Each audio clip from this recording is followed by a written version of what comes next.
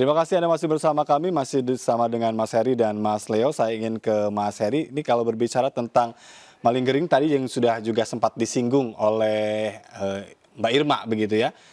Apakah ini kalau terbaca begitu kan, ini justru juga akan menjadi jeratan pasal pidana baru bagi PC? Iya, tentu ya. Ada peluang sekali lagi. Saya tidak berusaha untuk mendorong ke arah Ya, sana, tapi ada peluang kalau kita melihat dalam konsepsi obstruction of justice, menghalang-halangi proses penyidikan. Obstruction of justice itu sendiri berarti ada upaya untuk menyembunyikan suatu kejahatan. Nah, ini juga kejahatan itu sendiri ya, Mas ya, ya. Walaupun nanti ancaman pidananya nggak tinggi, menurut saya masih dalam tahapan yang rendah begitu. Tapi ini adalah perbuatan pidana.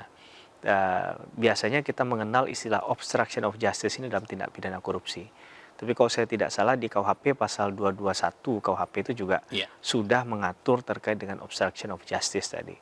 Nah, ini tentunya akan jadi pertimbangan penyidik bahwa kalau seseorang tadi kita katakan di awal dialog ini adalah berlaku secara atau bertindak secara kooperatif, tentunya ini akan menjadi satu hal yang membantu penyidik dalam membuka kotak Pandora perkara ini. Tapi kalau tidak, maka ini kan tentunya akan menjadi pertimbangan penyidik bahwa orang ini tidak kooperatif begitu, dan kemudian akhirnya akan menyulitkan untuk menemukan kebenaran atau fakta yang sebenarnya. Ingat bahwa perkara pidana yang dikejar adalah kebenaran material. Iya. Kebenaran material itu sejatinya yang sesungguhnya. Sehingga kalau ada rekayasa maka tentunya akan menjadi satu tindak pidana. Tapi persoalan yang kadang terfikirkan oleh saya adalah apakah sebenarnya KUHP kita sudah mengatur yang disebut dengan fabricated evidence atau suatu kasus yang direkayasa atau bukti yang direkayasa. Nah, kalau itu kemudian nanti jadi bagian yang memang terbukti misalnya, maka ini menarik untuk menjadi perhatian dalam konsep kita melihat dan memandang kasus ini secara utuh. Baik, saya ingin ke Mas Leo tadi ya, menyambung dari apa yang disampaikan oleh Mas Heri. Apakah Anda dalam sudut pandang Anda melihat ya dari apa yang dilakukan, apa yang ditunjukkan oleh Ibu Putri selama ini itu masuk juga dalam upaya maling gering yang sempat tadi disampaikan oleh Mbak Irma di awal? Boleh dulu lagi Mas? Iya, ini berusaha untuk bersandiwara begitu kan, pura-pura sakit begitu. Apakah Anda melihat itu dalam konteks yang selama ini ditunjukkan oleh Ibu Putri, yang tadi dikatakan sebetulnya sentral begitu? Ya, saya kira ada dua kemungkinan Mas. Jadi yang pertama memang Ibu Putri sendiri terpukul dari kasus ini. Jika kemudian memang ada hubungan khusus yang konsensual, Ibu Putri terpukul dan mungkin merasa bertanggung jawab yang luar biasa karena turut terlibat dalam sehingga seseorang yang dekat dengannya itu dieksekusi secara keji di depan matanya. Jadi itu pukulannya cukup besar secara kejiwaan kepada seseorang. Jadi ini menurut saya bukan hanya sekedar orang itu pintar atau bodoh, mengerti atau tidak, tapi kejadian yang begitu mengerikan terjadi di depan dan itu guncangan kejiwaannya besar. Ini satu. Lalu yang kedua adalah persoalan kekhawatiran terhadap kehormatan keluarga yang selama ini dijaga. Dan ini juga akan menjadi faktor penekan yang luar biasa secara kejiwaan terhadap Bu Putri.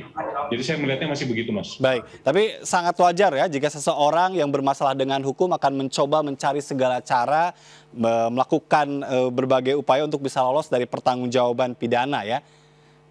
Hampir semua pelaku kejahatan yang saya kenal, saya wawancara, selalu memiliki kecenderungan untuk memperingan diri atau menutupi fakta-fakta yang akan memberatkan kasusnya, Mas. Baik, sejauh ini yang Anda lihat begitu kan dari analisa Anda begitu dari apa yang ditunjukkan oleh seorang tersangka PC ini bagaimana? Ya, saya pikir ada dua hal yang beliau harus pikirkan. Yang pertama adalah bagaimana bisa meringankan posisi hukum yang dihadapi oleh keluarganya, baik oleh Pak Ferdi juga maupun oleh dirinya. Dan ini menyebabkan beliau memiliki cerita yang selalu berubah-berubah, ya, yang tidak konsisten, yang justru menunjukkan kepada kita ada persoalan yang lebih besar dari yang disampaikan. Kemudian yang kedua, menurut saya kecuali beliau seseorang sosiopat, saya kok meyakini bahwa ini proses yang tidak mudah bagi beliau ya secara kejiwaan, selihai atau semahir apapun ya beliau ya Bu Sambo. Jadi ini faktor yang sekarang sedang dihadapi oleh Ibu, sehingga kadang-kadang membingungkan kita yang berusaha mendapatkan kebenaran dari pengakuannya. Baik, hal apa yang perlu untuk jadi kunci bagi penyidik untuk bisa menemukan kebenaran dari pemeriksaan PC malam hari ini? Saya kira dari pemeriksaan silang dengan Brigadir RR, dengan Kuat, itu jadi penting ya. Karena seperti yang disampaikan tadi, pengakuan dari tersangka itu sulit untuk digunakan sebagai landasan ya. Jadi ini harus ditriangulasi, disesuaikan dengan pengakuan dari saksi-saksi kunci lain, Mas, di dalam kasus ini, Mas. Baik, saya ingin ke Mas Heri. Mas Heri, sebagai penutup kita, catatan-catatan penting apa kalau dari sisi hukum pidana berkaitan dengan pengungkapan kasus ini dengan penetapan Ibu PC sebagai tersangka kelima?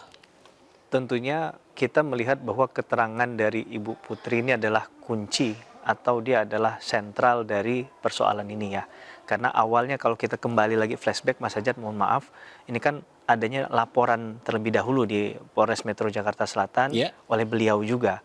Maka tentunya sebagai kita bicara dalam konteks logika hukum, ini sangat erat kaitannya dengan apa yang akan beliau sampaikan nantinya di proses penyidikan ini.